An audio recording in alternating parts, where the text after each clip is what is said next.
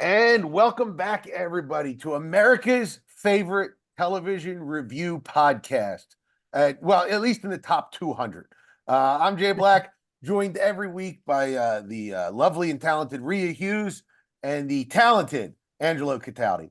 I'm lovely too. Come on. Well, guys, it's been a huge week in TV. I wanted to start with something that was all over the internet, which is, Jerry Seinfeld is turning 70. He's got this big, huge movie that he directed coming out on Netflix, has like 10,000 comedy stars in it, which means he's out promoting this movie. He was on, I think it was the New Yorker podcast. They asked him about his sitcom, and he went into a rant about how his television show couldn't be done today because it's far too politically incorrect, and the far left and PC culture has made it so that this can't happen. I thought these were ridiculous comments, but I wanted to get your opinion on them. Angelo Cataldi, you're shaking your head. I don't think they were ridiculous. I just think he was speaking from the perspective of a network television show. Sure. Yeah. Okay. Yeah. Curb Your Enthusiasm did crazier stuff than anybody did at Seinfeld, right? Would you get any pushback today on network TV if you had a show that basically was about a woman's large breasts, right? Yeah, sure. Remember, they're real and they're spectacular. Who is that girl? She played on Desperate Housewives. Terry Hatcher. Terry Hatcher. Yes. A fundamental. You do that today? Could you do a boob show today? No, you probably couldn't on network TV, but the point is you could do it. Larry David could do an entire season arc about big boobs if he wanted to. But that's a more restrictive kind of audience. Soup Nazi today? On Curb Your Enthusiasm, but not on network TV. And here's one you couldn't even do on Curb Your Enthusiasm. The show where he got caught making out with his girlfriend during Schindler's List. Yes. Oh, no. That would not, in the climate of today, you could not do that. So he has a point. Rhea, you work on like a broadcast network, so you're under these kinds of restrictions. How do you feel about this? Well, if you're funny, you're funny. I mean, you could still be funny. So the point is, maybe you have to work a little harder at it, maybe not hit the low-hanging fruit. But, I mean, listen, Angelo changed. If you listen to Angelo's act from when he started to when he ended, I mean, this was a guy, I remember listening to him, and I've told him this story. I'm in college. I might have been a senior in college, and my car only got AM radio. It's how I became addicted to sports radio. And he was going off about Martina Navratilova. And I believe that Angelo, she had come out around that time. Yes. And, you had what? All of a sudden, Jay has balloons. I have no idea why balloons just popped up on my. I didn't touch anything. Martina Navratilova, and and I'm listening to him going, "What an idiot!" And by the time Angelo got into his end of his show, he would tell you that he completely evolved, was still able to be funny. So you may just have to do it differently, but I think you can still, if you're funny, you're funny. Yeah. Jay, hold on. She's not giving herself any credit. She had a major influence on my stupidity. All right. and Rhea said, listen to him early on, please don't. All right. Because a lot of that stuff wasn't. But Rhea often, on the air and off, would just redress me for making these dumb, sexist or ethnic comments. And she helped me immeasurably. And we would fight. It wasn't like mine was moving. We would fight about it, and I'd be like, no, this doesn't work. And sometimes he would listen to me and sometimes he wouldn't, but it was just having also the perspective of working with a woman, working with somebody who's different. So you just, everything, again, if you're funny, you're funny. I think Jerry's saying that the left is causing, you got to work a little harder at it. That's all. It really does strike me as the old Simpson bit, old man yells at cloud. And let me just say, I love Jerry Seinfeld. He is a fundamental influence on me as a comedian. I grew up watching him. I loved his show. He is old and wrong about this because the line moves. This is like, in the 1920s like Al Jolson going, in the good old days, we would just put cork on our face and it would be great. It's like, yeah. And the line moved and things changed because society gets older and they get more mature. And I think you're right, Angelo. It's not even like this stuff went away. It just went to where the adults are and Yeah. not where everybody's watching. And I don't think it's the far left that's doing that. I think it's just society getting to a point where they go, hey, I don't want to see this stuff anymore. And that's okay to not see that stuff anymore, assuming you can still get it. It's not like the government said you can't do it. It's just on pay TV now. But there's a couple of things here. I need to interview you for a minute, Jay, because you're in Vegas now doing stand-up. You do stand-up all over the country. Has your act changed from when you started? And secondly, do you change your act depending on where you are? Because audiences receive stuff differently. So two things. Yes, my act has changed. And it's just because, this, as I've gotten older, the stuff I want to talk about is different. But also I think the climate of the kind of language we use and, what we choose to punch at. Do you punch up? Do you punch down? Where is the punch going? I think that as I've gotten older, I've focused on that. But I also think that as a culture, we are more sensitive to where the punch is going. And I think that's important. I choose not to change my act. I perform in Reno, which is very, blue collar, red-hatted, very, very right-leaning, versus Vegas, which is all over the country, versus New York City, which is very left-leaning. My goal as a comic is to have an act that will make all of them laugh.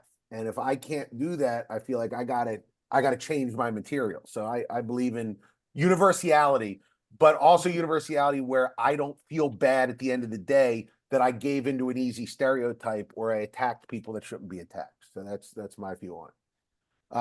Now, here's two people that do deserve to be attacked.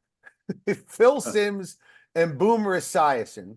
I mean, I guess we shouldn't kick them when they're down. They just got fired from Jay, before we do that, Rhea and I need to say something because I wasn't on the air. Rhea was as we taped this on a Wednesday.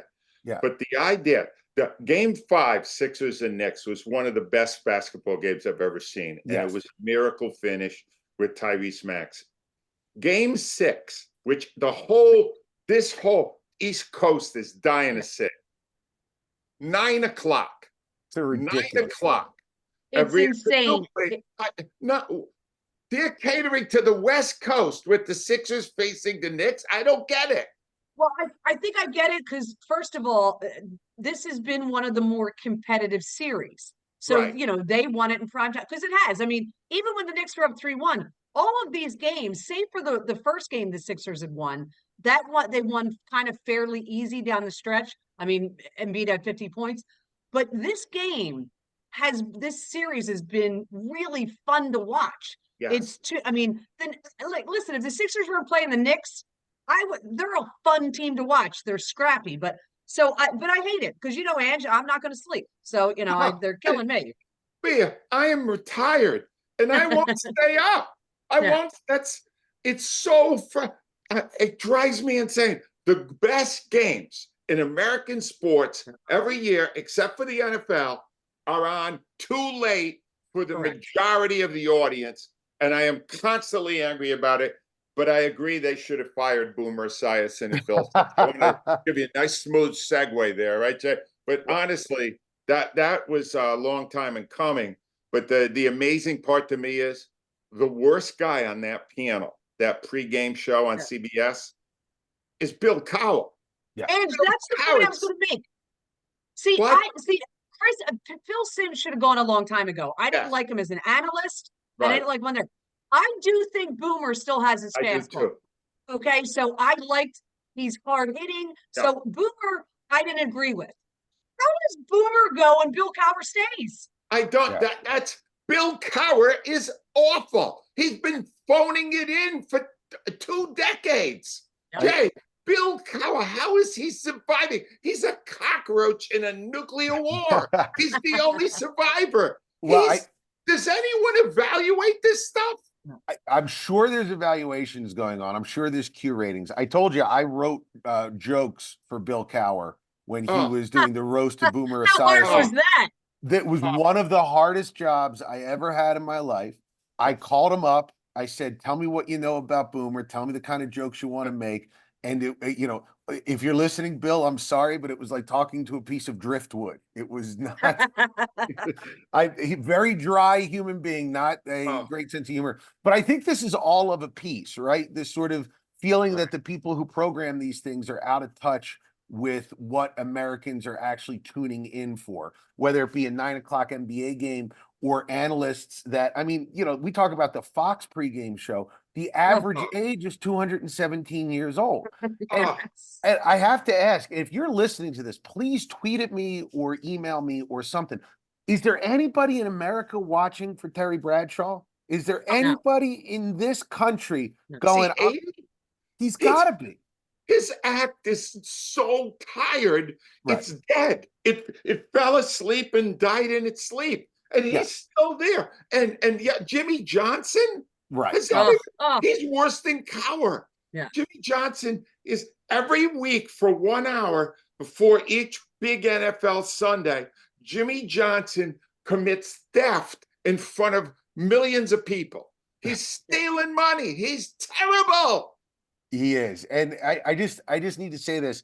I feel like, there's only so many of these slots. And it's very frustrating to me Yes. that, you talk about, people sort of ossifying into that role.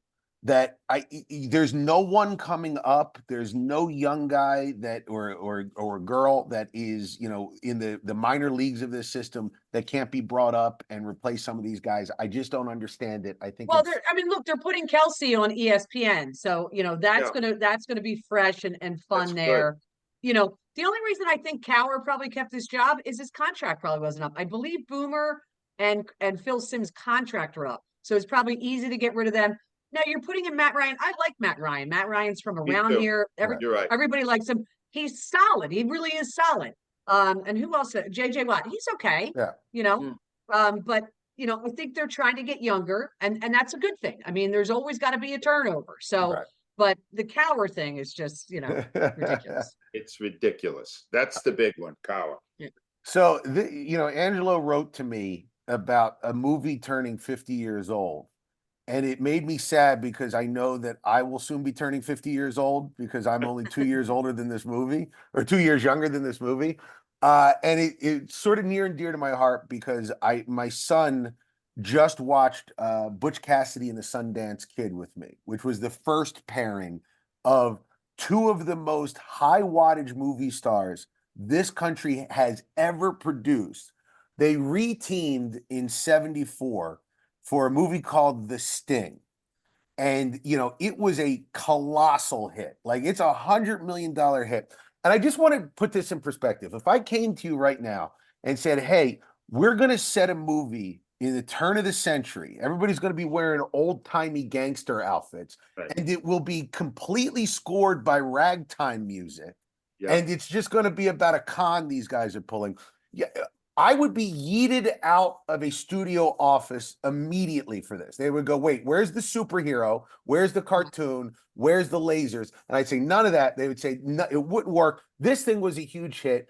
We're talking about The Sting. Angelo, you brought this up. What does The Yeah. Sting mean to you? I watched it again yesterday. It's two Oh, hours wow. and 9 minutes. It's one of my favorite movies of all time. And when it was over, and it is not a sad movie, it's a movie about this elaborate con that these small time con men from Chicago. I know it was the 1920s or 30s. It was a really early period, but they recreated. George Roy Hill was the director, and they recreated the era brilliantly. But I almost cried at the end. Oh, I, wow. I was mourning the lack of just a great story Yeah. without explosive, without special effects. Great performances by two people that work brilliantly together, Newman and Redford. And I'm watching it and I'm going, you mean to tell me a movie this brilliant could not be made today and be successful? Well, because I went right to the movie listings, all horror, all special effects. There's no movie that in any way resembles just a great story. I don't get it. Yeah, they're on streamers now. They'll stream a movie like that, or they'll break it into 7 episodes and give you a mini series. But I'm telling you right now, you go watch that movie today, and you're right, the music, all of it. It's a masterpiece. It's a masterpiece, and we can't get that anymore. Why not?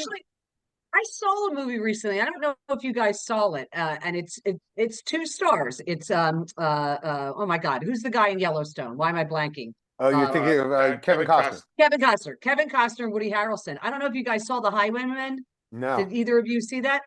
No. It was I believe it's about the story about tracking down Bonnie and Clyde. I'm pretty sure that's the Oh, wow. Okay. and I really liked it, and they worked, and it was just the story of them that Angelo loved this. They had to be called out of retirement by the governor because no one could track these 2 down. And it's the story, and it's just those 2 guys, really. There's no, until the end of it, they shoot them up at the end when they finally catch them. And I kind of thought that was a little bit of a throwback, and I really liked it. Well, was it in theaters, or did it just go right to No, stream? I think I saw it on streamer. I'll look it up and see where it is. Because I don't even know about this, and I don't have a lot else going on. I would have checked it out for sure. By the way, just once in my life, I'd love for someone like where I'm chopping wood in a cabin somewhere, and someone shows up and goes, "We need you to come back." And I go, "Why?" And they go, "Because you're the best there is." And it's a Netflix film. It's a Netflix film that came out in 2019. I really liked it. There was Highwayman. It's called The Highwayman, and it got 76% audience Rotten Tomatoes. Not as good for the critics, but I liked it. I thought it was really well done. Sounds good. There was a movie that came out 2 years ago called Ticket to Paradise with George Clooney and Julia Roberts reteaming. And my review of that movie was, it wasn't a great movie, but it was just nice to watch 2 movie stars cook on the big screen, because that used to be enough sometimes. Yeah. And when I talk about high wattage movie stars, when you talk about Paul Newman and Robert Redford are 2 of the most compelling human beings that have ever been put. I'm not just talking good looking. Whatever the it factor is I want to watch these guys. You put them together. And even the Redford of it all and the Newman, when they did Butch Cassidy and the Sundance Kid was the plum role. That was the hot, good-looking gunfighter guy. They offered that to Newman first. And Newman said, "You know what? I'm too old for that. Give it to Redford. Let me be Butch Cassidy." What star today where Vin Diesel and The Rock have clauses in their contract that they can't lose a fight would have the lackey ego to go, "This would work better if a younger, better looking dude was in this role. I'll play the older guy." I love this time period. The 1970s produced some of the greatest movies of all time. I'd like to think that maybe there'll be a streamer equivalent of this, but with some of the stuff they're putting out, like I'm not sure it'll happen. Jay, there's one thing about this thing I'd entirely forgotten, and I had seen it a couple of times before. This is Redford in his physical prime. Oh, yeah. There are a couple of scenes where he's running down the street, and this is the era when he was doing baseball movies like The Natural.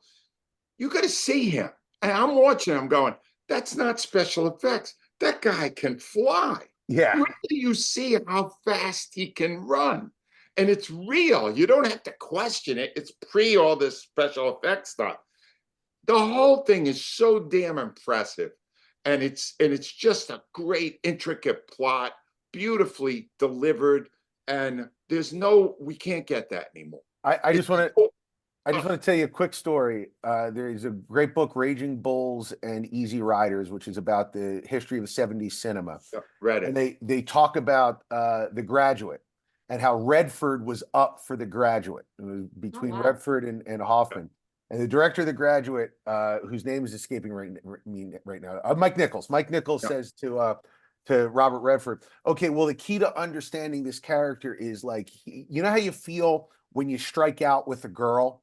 And he said that Redford looked at him blankly, like, "I don't understand what you're talking about." Never happened. Right. Like he just was like, "What do you mean? Like a girl doesn't want to be with you? I don't understand the idea of that." And Mike Nichols said, "That's why we went with Dustin Hoffman. He understood what it was like." One thing that never strikes out is this is our weekly segment, of British and teen corner Rhea Hughes, always bringing her fastball. What do you got this week for us, Rhea? This is really interesting because I think you guys actually might be interested in it. This is called Boiling Point on Netflix. 4-episode series about, it may sound familiar, about the ins and outs of a high-end, high-pressure kitchen and stuff that goes on in a kitchen. So you're thinking, oh, The Bear, which is, but it's Right. English. So I said, let me check this out. It's run by Carly, who's played by Vanette Robinson. Pretty good diverse cast around her. And I watched the first 2 episodes. But they keep referencing this guy, Andy Jones, who's played by Stephen Graham, who's a great British actor. I've seen him in a number of things. And so I went and looked it up. Apparently, this series was based off of a movie done in 2019 before The Bear. It was a one-shot film. So you know what that means, Jay. They Yes, did yes, actually, a it was Warner, right. yeah. Yeah, they actually did it over 4 days and they did one shot. So it was basically this guy had this really high-end kitchen and it all went into complete chaos. This TV show now is based off of that. So his sous chef has kind of taken it over and he's featured early on in it. So it's kind of in a, here's the thing is, I wanted to compare it to The Bear. I kept in my mind, kept saying, this isn't as good. What it is The Bear featured a lot of comedic parts of it. That's why we considered it a dramedy. We've had discussions about it. Boiling Point, very little comedy. It is intense. It will punch you in your face. The stuff that goes on in the kitchen is just raw and hardcore. There's a really tough scene, I will say, in the second season. But I like the characters. The guy, there's one comedic guy, the guy who I want to get his name. Gary Lamont plays front of the house. He's kind of like the host. Sure. He provides, but it's like The Bear if The Bear didn't have any comedy. But I'm 2 episodes in it because I stopped to watch the movie, which was also very intense. I think it's terrific. It's on Netflix. It's only 4 episodes, but I would recommend the 2021 film is also called Boiling Point. Oh, So that's it's awesome. really good. I like it. I love getting a peek inside high pressure jobs like that. And for Yeah. a second while you were talking, Rhea, I had this thought of like, oh, I should do one about comedy to let people know the high pressure lives of comedians. And it would just be a bunch of comics sitting backstage just drinking. Like that would be Yeah, it. exactly. Like, what'd you do today? Well, I watched cartoons for 13 hours and now I got to go talk for 10 minutes. It's not the same thing. And I will also mention very highly rated on Rotten Tomatoes. I do want to just give a quick update. Last week I told you guys about the post Mr. Bates versus Yeah. the Postman. That I had to wait until Sunday for the last episode to drop. Fantastic. Then I watched the real story and it very similar. So if you do like it, watch the real little. It's a short thing, maybe about 40 minutes with the real people who I will say, whoever was the casting director for Mr. Bates versus the Postman scored like a 100 in literally the people that he hired to cast absolutely looked like the real people. So it was pretty good. Very nice. Very nice. And do you have a teen corner for us this week? I do. This one's interesting because this is one of those ones where I wish I knew Clark was watching it because I probably wouldn't have let him. Now his father may have let him. It's called The Boys. It's on Amazon Prime and I know it Apple. very well. Yes. Okay. Based off of a comic by the same name. So, Angelo, it's basically superheroes. But what happens is, superheroes become like godlike, they become celebrities. What happens when superheroes become so big, they become bad? They start to use their power to do bad things. So, there's a vigilante group called the Boys who kind of try to expose their bad deeds. So, I get that Clark loves it because it's about superheroes, but looking at him in an irreverent way, but it's got violence. It's got some sexual situations. I would not, I mean, Clark's almost 15. I would not go under 15 for a recommendation for this, for any parents out there. But you know it, Jay? Yeah, I know very well. My son watched it. I read the comic books, and I'll tell you that the TV show is better than the original comic book because the original comic book was just very purient, a very like dirty takedown Yeah. of Superman and all of that with not much except the scatological. There's a point to the TV show that talks about, the corporatization of these things that is both a point about what superheroes would be like in the real world, but also a meta point about our world that we live in, that so much of our world revolves around superheroes. It isn't that a little ridiculous? So there's something there. So yeah, it's good. But yeah, you're right. 15. And Angelo, you 15 or older. I know you go out and immediately check out every superhero show. So you just be Yes, aware. that's It's a little right dirty. at the top of my list. I just there isn't enough superhero material Yes. in our American culture. We Too- need more of it. Too many adult stories like The Sting, not enough teenage Yeah, stories like The Boys. Exactly. What do you got for us this week, Angelo? Well, I'm afraid I'm coming across as kind of an old fart today, which Rhea will tell you is accurate. True. But I'm going, this will blow your mind because I do not recommend hardly any network TV. The only show I watch on prime time network, the main networks, is The Amazing Race, which I've always loved and still do. But I have a show now that I can highly recommend. It's called Elsbeth. It is a character that was actually created on the original A Good Wife, which was with Juliana Margulies. And then Carrie Preston plays this real quirky lawyer that Juliana's character would face in court. They decided to take that character, played by Carrie Preston, and make her make a remake of Columbo. All right. The old show, very popular show 30 or 40 years ago. Peter Falk was it. It's a murder mystery every week contained within an hour. Each episode is its own entity. And they identify the murderer in the first scene. Yep. And then this Carrie Preston, who is no longer a lawyer, although she has that background, she is now a consultant to the NYPD. And when it's a real weird case, they bring her in and she figures it out in the course of the hour with tons of fun personality quirks. Angelo, I've seen really this. Good. I've seen this. My wife watches it. It's very good. Yes. It's very good. Yeah. Will it hold up long term? I don't know, because I mean, Columbo did, but we had a longer attention span back then. But right now I'm watching it and enjoying it, and I can recommend to you Elsbeth. And I'm doing this every week now. I want to rip something. And ironically, it's something that Jay had on our show last week. Jay was all fired up about the AI that they use in the documentary What Jennifer Did on Netflix. I watched the whole thing.